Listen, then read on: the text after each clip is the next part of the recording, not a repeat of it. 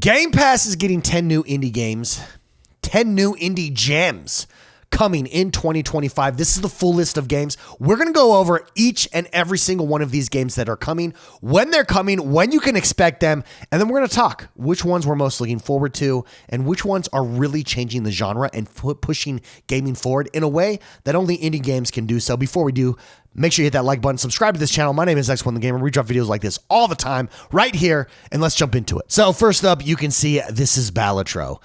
This game is amazing. This game was up for Game of the Year last year. It's actually available right now on Game Pass. This was one of the shadow drops, the surprise drops of the day. It's everywhere on Twitter. You're seeing it, and for good reason. It's an indie game. It's a smaller game. It was up for Game of the Year last year. That tells you everything you need to know. It's a poker roguelike with deck building mechanics. It's amazing. I actually own it on my MacBook Pro.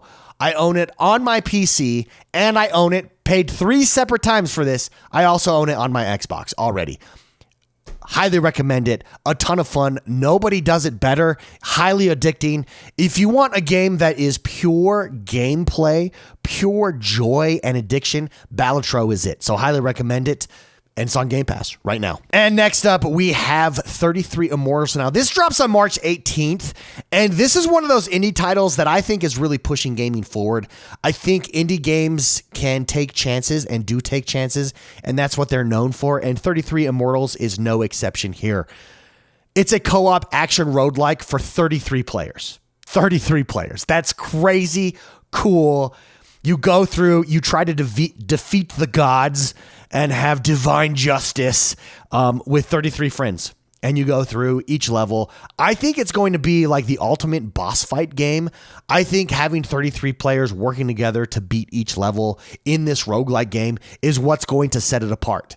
Definitely is on my short list of games that I'm going to check out day one. March 18th, this drops 33 Immortals on Game Pass.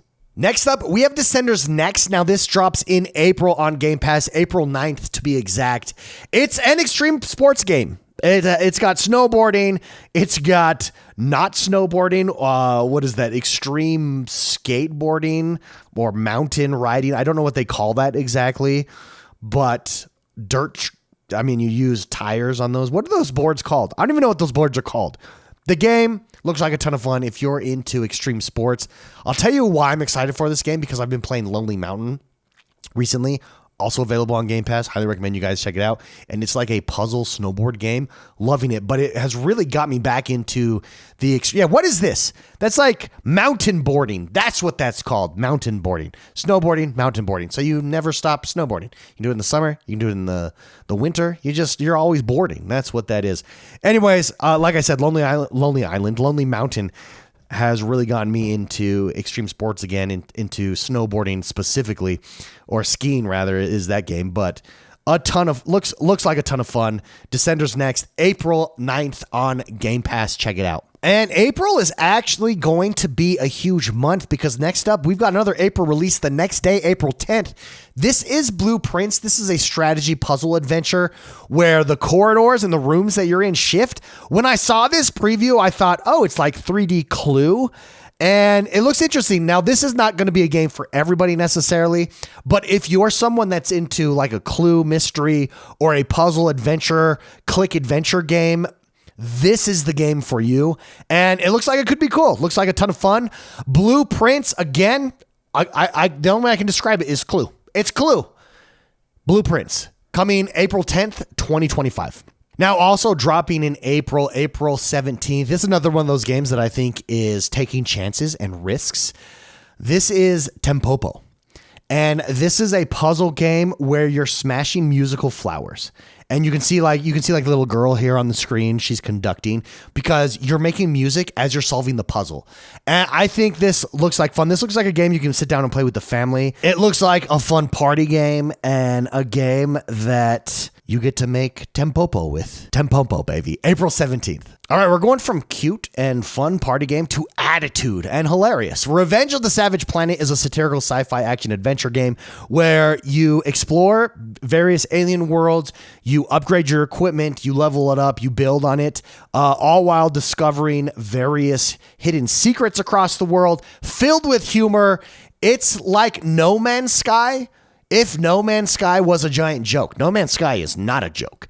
I'm not saying that this is a joke, but this is just, the point of this is just to be fun, goofy. It's got a lot of attitude. It's satirical. That's Revenge of the Savage Planet. This drops May 8th. So this is coming May 8th, 2025. Revenge of Savage Planet. Check it out. Go watch the trailer. See if it's for you. Again, if you're a No Man's Sky kind of guy, it looks like it could be for you. Just with some satire. Some satire involved. May 8th, 25, Revenge of Savage Planet. So the rest of the games that we talk about here, they actually don't have a release date yet. So they could release later in 2025 or they could release sooner. We just know they're coming sometime in 2025. The first up is Moonlighter 2. Moonlighter 2 is a sequel to Moonlighter. It's a popular adventure and merchant game where you try to grow your shop and you go and participate in different platform type levels in order to do that. Moonlighter 2, again, sometime in 2025. We've also got Tanuki Pawn's Summer. Now, this is basically Paperboy for me.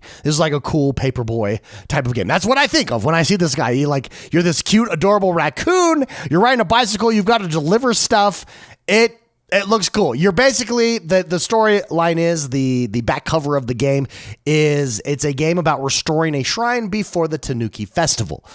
This is Pawn Summer, or like you even play baseball in this game. So it's not really Paperboy. Just the bike aspect makes it feel like Paperboy to me. But it's filled with personality, filled with fun. This one is going to be interesting.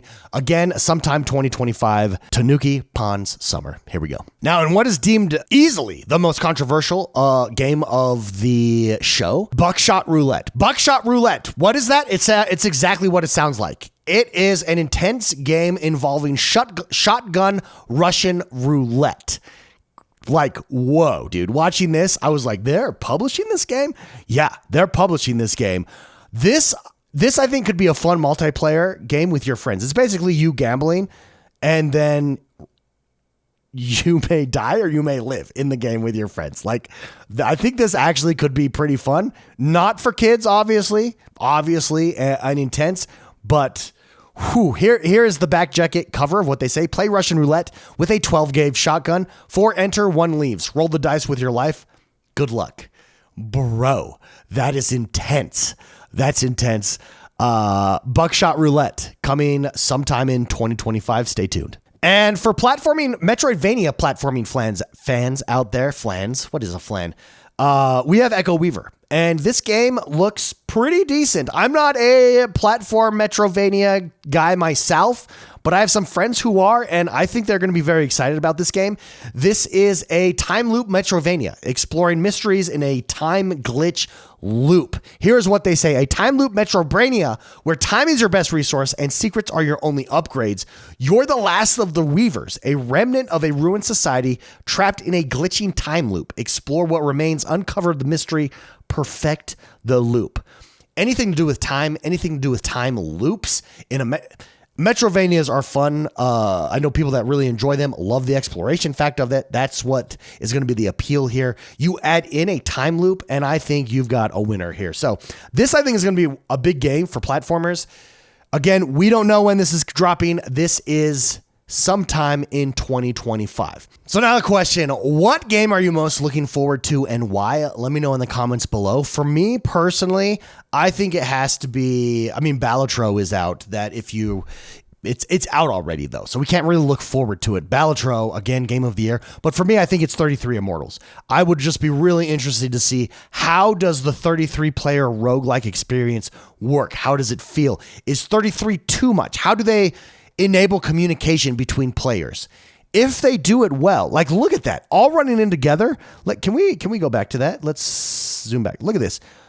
Okay, so you start out, here's your 4 players. We're all going to link up in this divine world. And watch this right there.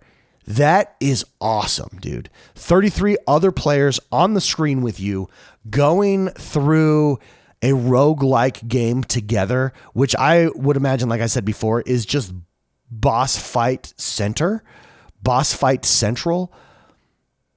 I think is amazing. Like, it just seems cool. I think that's the game I'm most looking forward to right there. 33 Immortals. Now, the most shocking game, like, look how diverse this lineup is. The most shocking game to me is Buckshot Roulette. And I'm interested to see, like, how well does this game do?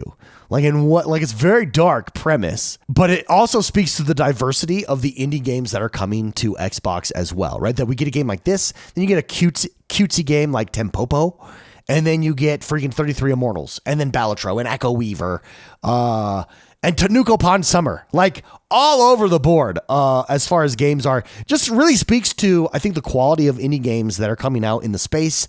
Also, indie games taking a chance. This is a chance. This is a risk for indie games to take and pushing boundaries forward. So 33 Immortals is definitely my game. But I am interested to see how Shotgun Roulette does.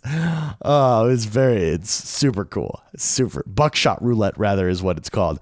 What do you think is the most innovative game in this lineup, and why? Again, let me know what you think in the comments below, what you think the most innovative game is in the lineup. Again, I think it has to be, it's between one or two games. It's Immortals 33 or Echo Weaver. With Echo Weaver's time loop mechanic is going to be very interesting to see how it does. But I think 33 players in co-op roguelike game is the most interesting, and I think the most innovative. So, barring the second place for me would be Echoes Weaver's time. But again, can you tell I'm all over 33 Immortals? That does us for today, everyone. I would love to know, again, what you think. What game are you most looking forward to and why? Also, which game of these do you think is the most innovative in this lineup and why? Let me know in the comments below. Again, don't forget to hit that like button, subscribe to this channel. My name is X1 Gamer. We drop videos like this all the time. Have a great rest of your day, and we'll see you next time. Bye-bye.